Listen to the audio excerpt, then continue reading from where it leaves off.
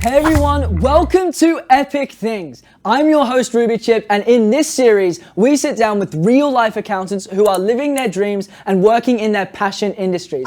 Today we have a super inspiring guest, Andre, the Chief Financial Officer at the Australian Wildlife Conservancy. Andre's career journey is nothing short of epic. From his early days at the BBC working on groundbreaking projects to leading online advertising initiatives at Microsoft, Andre has always been sitting in the front row seat of innovation. Now he's combining his love for wildlife and his accounting expertise to drive impactful conservation efforts across Australia. He's been involved in making some pretty epic things happen, like releasing bilbies back into the wild and even using AI to monitor wildlife. We'll dive into his journey, some of the cool projects he's worked on, how he's making a real difference, plus some epic advice for the next gen.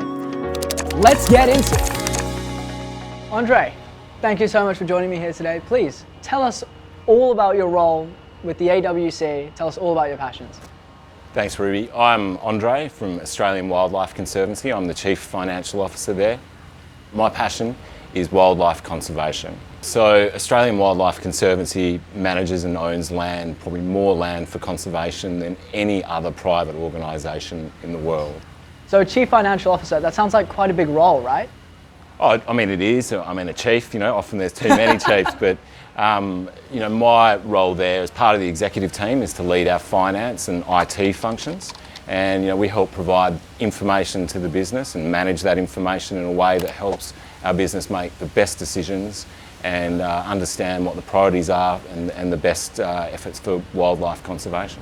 And there's a lot of, greater accountants than myself. Our founder, the founder of AWC, Martin Copley, was a chartered accountant, and he began AWC. What he saw was that there was, the lack of government to be able to impact what was quite a severe decline, and to fill that vacuum with a level of entrepreneurship and levels of business-like behaviour, good governance, good processes and systems in place.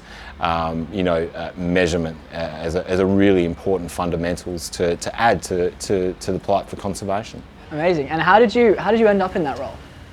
Well, I've always had an appreciation for Australia's unique animals and beautiful landscapes, but that turned into a passion when I started working for Australian Wildlife Conservancy. When I was at school, I didn't really know what I wanted to do or what career that I'd pursue, and I hoped that a accounting degree might give me some broad options that I could discover what I wanted to do, and it did.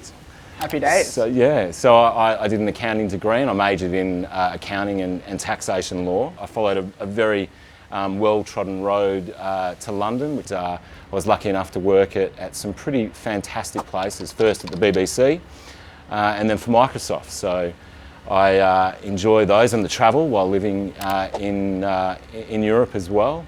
And then, while you're away, you become quite romantic about Australia, and it's a beautiful place. And, a bit homesick. No, that's right. And when I came back, I wanted to do something that was uniquely Australian, and there isn't many more things more unique than our unique wildlife and the habitats in which people live.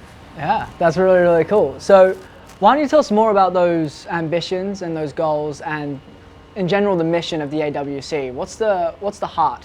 What are you really striving for here? Sure. So Australia has the worst mammal extinction rate in the world, and that's quite a provocative fact. People don't value wildlife and biodiversity as they probably should. But there's never been greater importance on what the value of Australia's wildlife and biodiversity is, and nature in general. And being an accountant, I'm in a wonderful position about value. And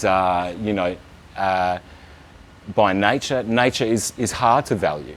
And for us to decide at Australian Wildlife Conservancy, what are the effective levers for us to kind of push or pull to get the biggest bang for our buck in terms of wildlife conservation outcomes, you need to have a good appreciation for the value. And not just an intrinsic value, but a financial value as well. And we're seeing the world change. You know, we're seeing some pressure, particularly from you know, the TFND, the Task Force for Nature-Related Disclosures, where organisations are going to have to account for the way that they displace nature.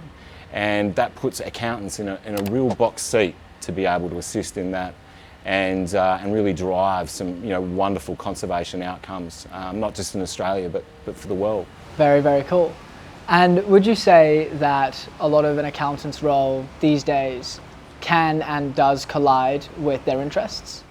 I think very much so, and I'd certainly encourage, you know, anyone who is an accountant or aspires to be an accountant. I'd really encourage accountants to be interested and get deeply connected to the underlying subject matter of what they do, the context for them, what then, you know, provides your ability to inform the organisation for it to make decisions.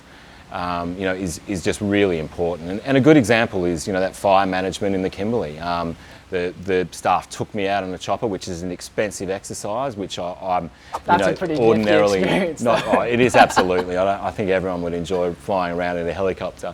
But that was a really important thing for an accountant like me to understand the different levers that they'll pull, you know, in terms of fighting fires or in, you know, instituting the early season burning, and understanding where we can get the best value and the most kind of bang for our buck and you know, and generate the best conservation outcomes.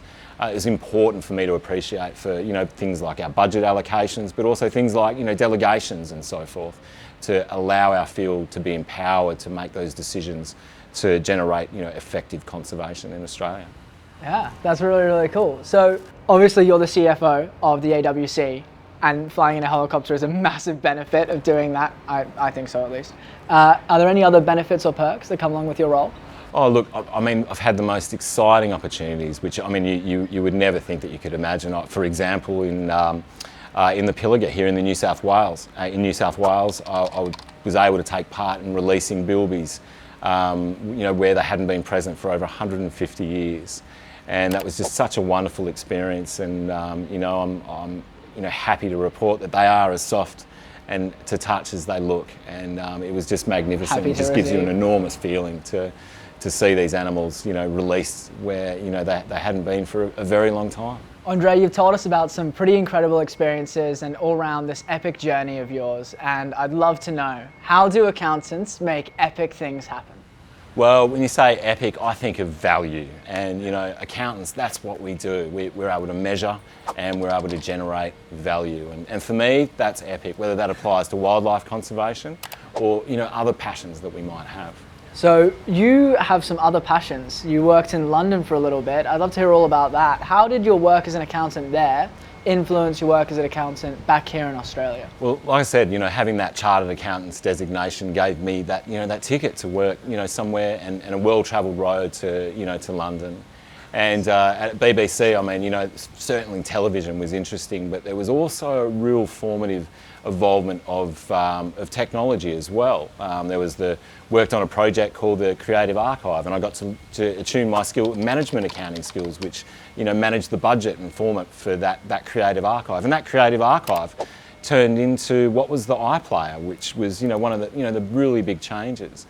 But also got to work in some, you know, really interesting different parts of the BBC, in documentaries and contemporary factual, and some really iconic shows at the time like Top Gear and What Not to Wear, and you know, be part of the production there where we could best allocate the resources of the BBC, you know, to the different television shows and you know, that we all see and enjoy. So after the BBC, I was lucky enough to move into Microsoft. And again, at a very formative time for the particular area that I was working in, which was online advertising. And, you know, we experienced, you know, 30% year-on-year growth and you know, competing with, you know, your Googles and so forth in a, you know, a really quite new industry. It was very, very exciting, and the chance to work for, you know, a very ambitious organisation and amongst, you know, incredibly talented and intelligent professionals was, you know, just such a fantastic experience. So the BBC, Microsoft, and now the AWC, did you ever think that when you graduated from your accounting degree that you would go on that incredible career path? I really didn't. You know, I suppose I hoped I would. You know, I hoped to be able to explore different things, and it's certainly given me the ability to do that. And you know, that's been a wonderful experience for me. Yeah, and what kind of things along the way has really surprised you about what accounting is, and maybe about, I don't know, your travels? Well, I think the adaptability that it gives you, and the broad stakeholders that you get to work with, all the different types of people. I think what we do touches every aspect of any business, and you know, we become amongst the most informed people across an organisation. And it's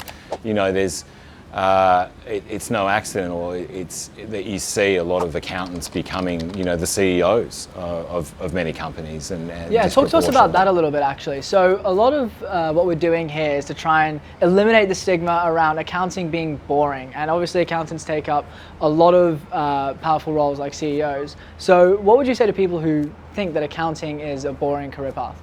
Well, it's a real interesting one, because I think the boring stereotype has served the profession very well in some ways, and that it's, you know, it's kind of set that low bar that you're easily able to exceed.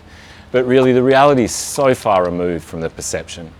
And you know, as we see technology advance, as it always has throughout, you know, of evolving industries such as accounting, you know, those boring elements are the things that we automate first, and they're part of the reason why, you know, accountants have been among the most innovative of all the different professions that you will see. If you want boring, I'm sure you can find it. I'm sure you can find it in you know, any job that you like. Andre, what would you say to students and to young people who are going into accounting or going into wildlife conservation? What advice do you have for them to achieve their goals? I'd say give it a try now. You know, you don't need to wait until you've got that opportunity to kind of go into a degree or into university. There's opportunities for you now. There's work experience opportunities. There'd be very few places right across the industries that wouldn't be happy to have someone enthusiastic about what a business does within their accounting side. You know, another set of hands is always fantastic, and a good chance to see whether you like it or not. You know, read about it, explore, you know, the different, you know, professions that you're certainly interested. Work out what are the different roles that accountants do. You know, I never would have thought, you know, the role that I, you know, have, you know, now, you know, even existed, you know, when I started as an accountant. And what advice would you give to your younger self, your young accountant itself? I would say, look, accounting is nothing like you think it is. You're only going to find out what it's like when you get in there, and you'll find out whether you like it or not. And you look, in my lucky case, I did like it, and for many of us, you know, I think you find your passion through you know, trying different things, and you know, embarking on a journey of discovery. And you know, the accounting profession is a ticket to that journey of discovery if you want to buy the ticket. All right. Are you glad you bought the ticket? I certainly am. I'm not looking for a refund. Not looking for a refund. Oh wow, what an incredible journey Andre has had. His story shows how you can truly align your career with your passions. If you're feeling inspired and want to hear more amazing stories, make sure to visit our channel and check out our other episodes. And if you're thinking about turning your accounting skills into a career you love, head over to our careers website for more info. Thanks for watching, and remember, you too can make epic things happen.